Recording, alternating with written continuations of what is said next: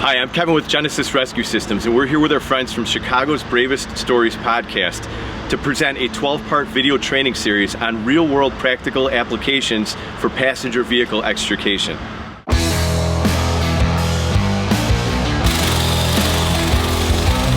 Engine 1, Engine 4, Truck 2, Truck 10, Ambulance 82, Battalion 2, Fire 1020 North Main, help is on the way. Oh, hey, Corey. Hey! Can you just step on sign of refusal of services, please? Thanks, Kev.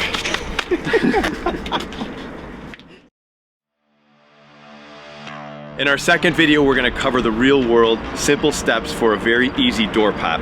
With the advent of high-strength steel in automobiles, it is going to be more common to have a simple door pop to be considered your extrication.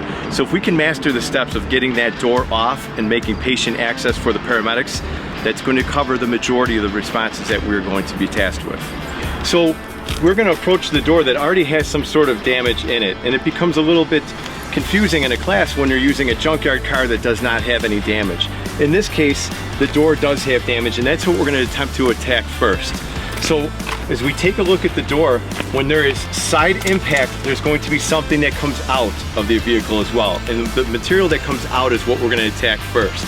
It is oftentimes most beneficial to start with your spreader up high to roll the window frame down, and that will take a lot of the sheet metal and bunch it up to strengthen that door as we start our operation.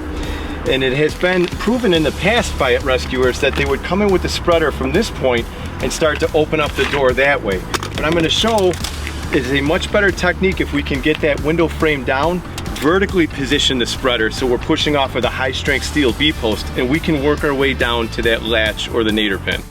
As you can see on modern vehicle construction, the outside door skin has delaminated from the inside door skin.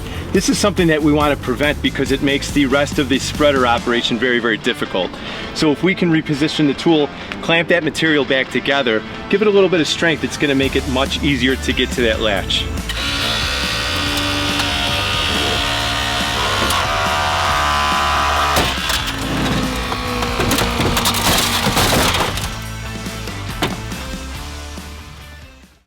This episode of Back to Basics Training Tips has been brought to you by Genesis Rescue Systems and Chicago's Bravest Stories podcast. Thank you for your support. We'll see you soon.